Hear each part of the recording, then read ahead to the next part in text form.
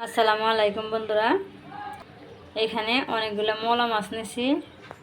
এই দেখো বন্ধুরা, এই যে কত সুন্দর মলা মাছ।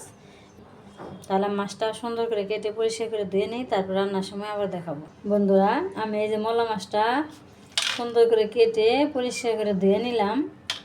এই মলা মাছের সব মাথা আমি কেটে রেখে দিছি। মাথা দিয়ে আমি আরেকদিন একটা রেসিপি দেখাবো। এই যে বন্ধুরা, মাথাগুলো আমি রেখে দিছি কেটে সুন্দর করে পরিষ্কার করে ধুয়ে নিছি। ধুয়ে এখন ফ্রিজে রেখে দেবো। আরেকদিন আমি এই মাথা দিয়ে আরেকদিন একটা রেসিপি বানিয়ে দেখাবো। কারণ মলা মাছের মাথার মধ্যে প্রচুর পরিমাণ ভিটামিন। এই মলা মাছ খাইলে কিন্তু চোখের জ্যোতি বাড়ে। কড়াইটা আমি নিয়ে নিছি। এখন আমি কড়াইতে মাছটা ঢেলে নিলাম। এখন আমি সব মশলাগুলো দিয়ে দিব। হলুদ গুঁড়ো দিয়ে দিলাম, মরিচের গুঁড়ো দিয়ে দিলাম, একটু জাল জাল করবো। ধনিয়া গুঁড়ো দিয়ে দিলাম, লবণ পরিমাণ মতো লাগলে পরে দিয়ে দেব। এখানে আদা রসুন জিরে একসাথে বেটে নিছি, দিয়ে দিলাম। এখানে পেঁয়াজ কাঁচামরিচ কেটে নিছি, দিয়ে দিলাম। এখন আমি তেল দিয়ে দিলাম। এখন আমি সুন্দর করে মাখিয়ে নেব।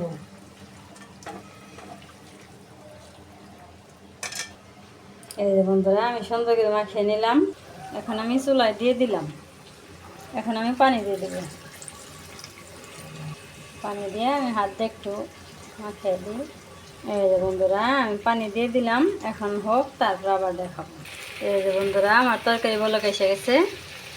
আমার ছোটো মাছের ঝোল, মলা মাছের ঝোল।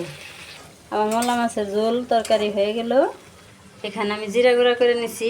এই জিরাগুলো এখন তরকারিতে দিয়ে দেবো। এই জিরা দিয়ে দিলাম। এখানে আমি জিরাটা একটু নাড়া দিয়ে মিলিয়ে দেব। হয়ে গেল বন্ধুরা আমার তরকারি। এখন আমি নামিয়ে নেব।